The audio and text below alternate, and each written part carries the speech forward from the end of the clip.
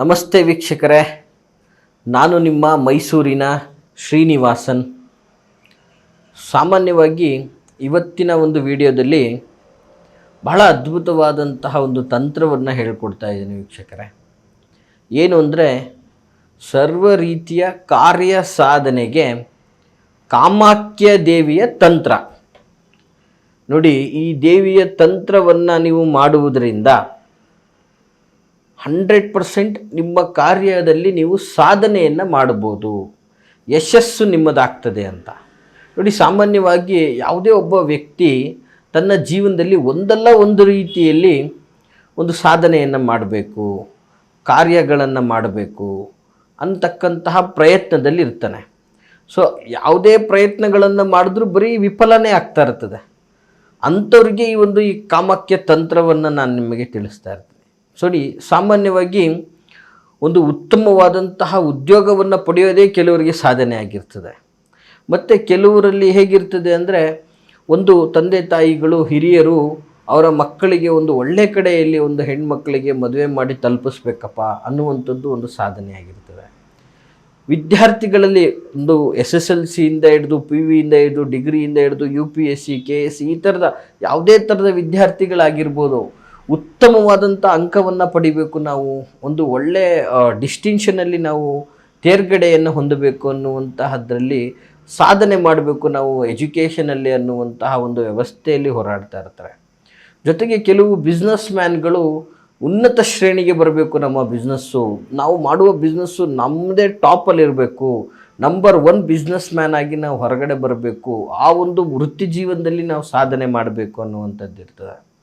ಹೀಗೆ ವ್ಯಕ್ತಿಗಳ ಒಂದು ಅಭಿಪ್ರಾಯ ವ್ಯವಸ್ಥೆಯ ಮೇಲೆ ಭಿನ್ನ ಭಿನ್ನ ಸಾಧನೆಗಳನ್ನು ಮಾಡ್ತಾ ಇರ್ತಾರೆ. ಕ್ರೀಡೆಯಲ್ಲಿ ಸಾಧನೆಯನ್ನು ಮಾಡಬೇಕು, ರಾಜಕೀಯದಲ್ಲಿ ಹೆಚ್ಚಿನ ಯಶಸ್ಸನ್ನು ನಾವು ಕಾಣಬೇಕು, ರಾಜಕೀಯವಾಗಿ ಜನರ ಬೆಂಬಲ ನಮಗೆ ಹೆಚ್ಚಾಗಿ ಸಿಗಬೇಕು, ಈ ರೀತಿಯಾಗಿ ಒಂದು ಅದ್ಭುತ ಸಾಧನೆಗಳನ್ನು ಮಾಡಬೇಕು ಅನ್ನುವಂತಹ ಪ್ರಯತ್ನದಲ್ಲಿರ್ತಾರೆ.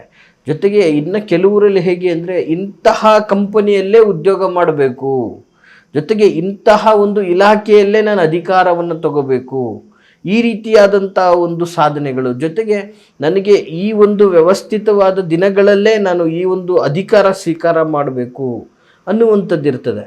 ನೋಡಿ, ಪ್ರತಿಯೊಬ್ಬ ವ್ಯಕ್ತಿಯೂ ಕೂಡ ಕಾರ್ಯ ಸಾಧನೆಗೋಸ್ಕರ ದಿನ ಬೆಳಗಾದರೆ ಶ್ರಮವನ್ನು ಪಡ್ತಾ ಇರ್ತಾನೆ, ತುಂಬ ಶ್ರಮ ಪಡ್ತಾ ಇರ್ತಾನೆ.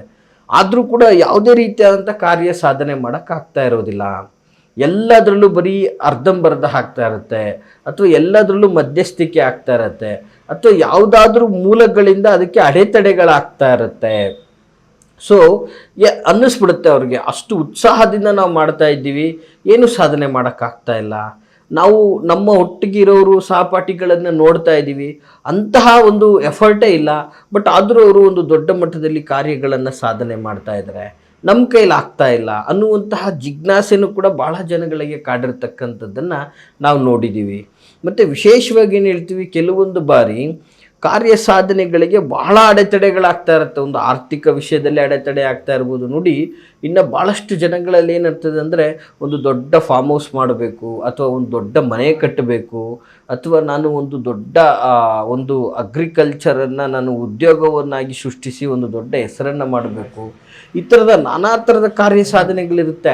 ಮನೆ ಕಟ್ಟಬೇಕು ಅನ್ನುವಂಥದ್ದು ಒಂದು ಸಾಧನೆ, ಅವನು ಕಟ್ಟಲಿಕ್ಕೆ ಆಗ್ತಾ ಇರೋದಿಲ್ಲ, ಬರೀ ಅಡೆತಡೆ ಆಗ್ತಾ ಇರ್ತದೆ.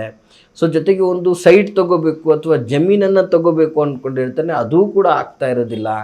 ಸೊ ಇಂತಹ ಪರಿಸ್ಥಿತಿಯಲ್ಲಿ ನಿಮ್ಮ ಯಾವುದೇ ಥರದ ಕೆಲಸ ಕಾರ್ಯಗಳು, ನೀವು ಮಾಡ್ತಾ ಇರ್ತಕ್ಕಂತಹ ಉದ್ಯೋಗದಲ್ಲಿ ಸಾಧನೆ ಮಾಡೋಕ್ಕಾಗ್ತಾ ಇಲ್ಲ, ಅಥವಾ ಅಭಿವೃದ್ಧಿಯನ್ನು ಕಾಣೋಕ್ಕಾಗ್ತಾ ಇಲ್ಲ ಅಂದರೆ, ವೀಕ್ಷಕರೇ, ಯಾವುದಕ್ಕೂ ಸಹ ಚಿಂತೆ ಪಡುವಂಥ ಅಗತ್ಯ ಇಲ್ಲ.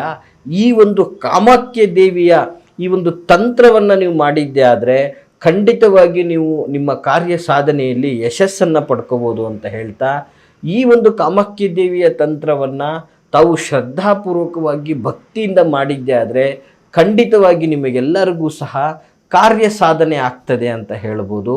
ಸೊ ಹಾಗಾದರೆ ಯಾವುದಪ್ಪ ಈ ಕಾಮಾಖ್ಯ ತಂತ್ರ, ಹೇಗೆ ಈ ತಂತ್ರವನ್ನು ಮಾಡುವುದು ಅನ್ನುವಂತಹ ವಿಧಾನವನ್ನು ನಾನು ನಿಮಗೆ ತಿಳಿಸ್ಕೊಡ್ತೀನಿ.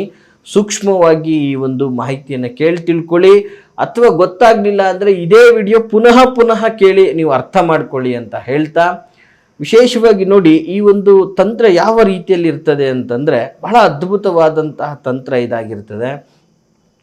ಈ ಒಂದು ತಂತ್ರದಲ್ಲಿ ಆ ಒಂದು ಕಾಮಾಖ್ಯ ದೇವಿಯ ವಿಶೇಷವಾದಂತಹ ಬೀಜ ಮಂತ್ರಗಳು ಬರ್ತದೆ.